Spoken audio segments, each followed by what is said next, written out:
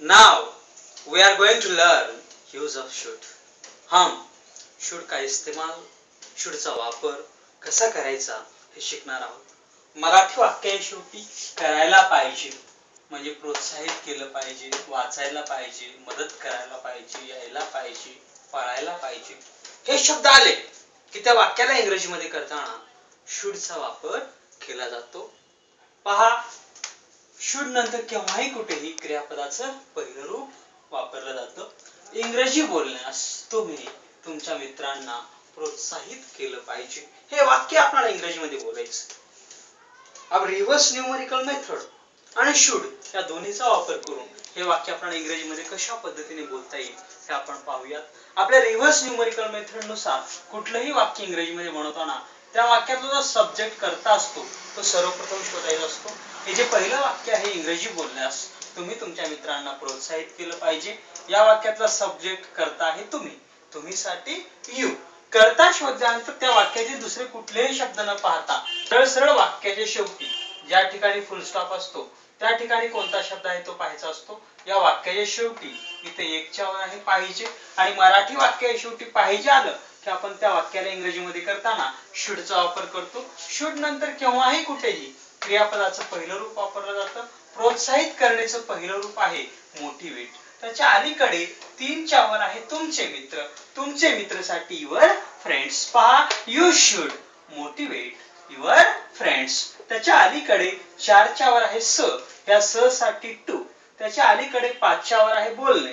बोलण्यासाठी स्पीक आणि इंग्रजीसाठी इंग्लिश. पहा, you should motivate your friends to speak English. पहा काय करायचं, आपल्या डोक्यातलं कुठलंही वाक्य असो त्या वाक्यातलं सब्जेक्ट कर्ता शोधायचं, वाक्य शेवटी द्यायचं आणि शेवटून रिव्हर्स म्हणजे मागे यायचं. आपलं वाक्य तयार होत असतं.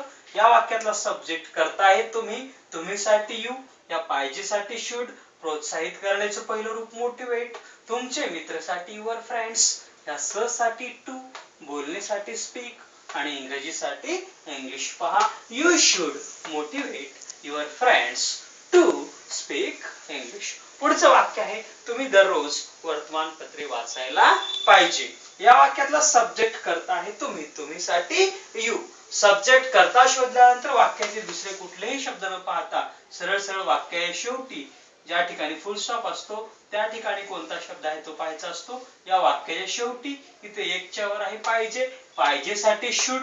शुड नंतर केव्हाही कुठेही क्रियापदाचं पहिलं रूप येतं. वाचण्याचं पहिलं रूप आहे रीड. वर्तमानपत्रेसाठी न्यूजपेपर्स आणि दररोज साठी एव्हरीडे. पहा, you should read newspapers everyday. आपण गरिबांना मदत करायला पाहिजे.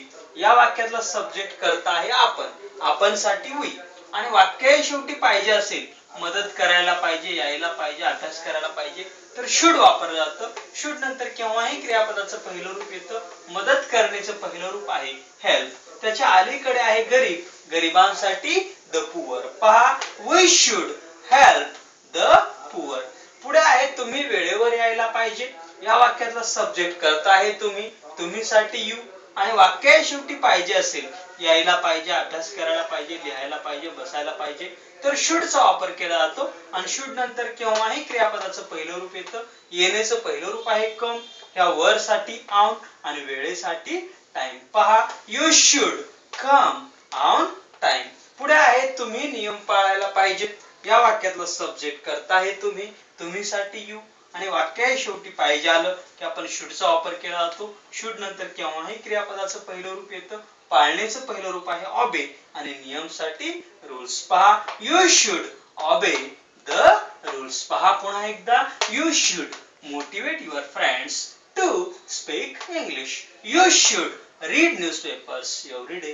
We should help the poor. You should come on time.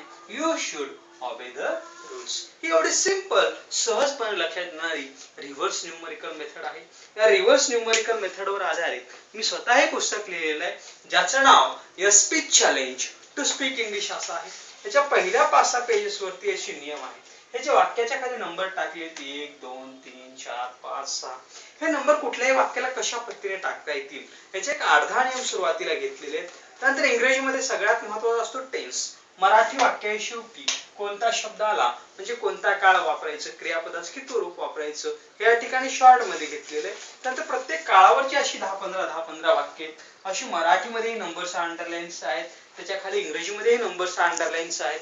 त्यानंतर can, could, should, would, may, might, must, आज्ञार्थी वाक्य, उद्गारात्मक वाक्य, प्रश्नार्थी वाक्य, पुन्हा letter writing, essay writing, report writing, news writing, interviews, conversation, even IAS, IPS, UPSC, MPSC या ज्या एक्झाम्स असतात त्या ठिकाणी जे काही विचारलं जातं ते सगळा भाग या ठिकाणी घेतलेला आहे. पण घेताना काय केलेलं आहे, जो कोणता भाग असेल त्या पहिल्या पेजवरती तो भाग मराठीमध्ये नंबर्स अंडरलाईन्स आहे आणि तोच भाग त्याच्या पुढच्या पेजवरती इंग्रजीमध्ये नंबर्स अंडरलाईन्स आहे. पण विद्यार्थ्यांनी हे पुस्तक वाचायचं कसं हे सुद्धा फार महत्वाचं आहे.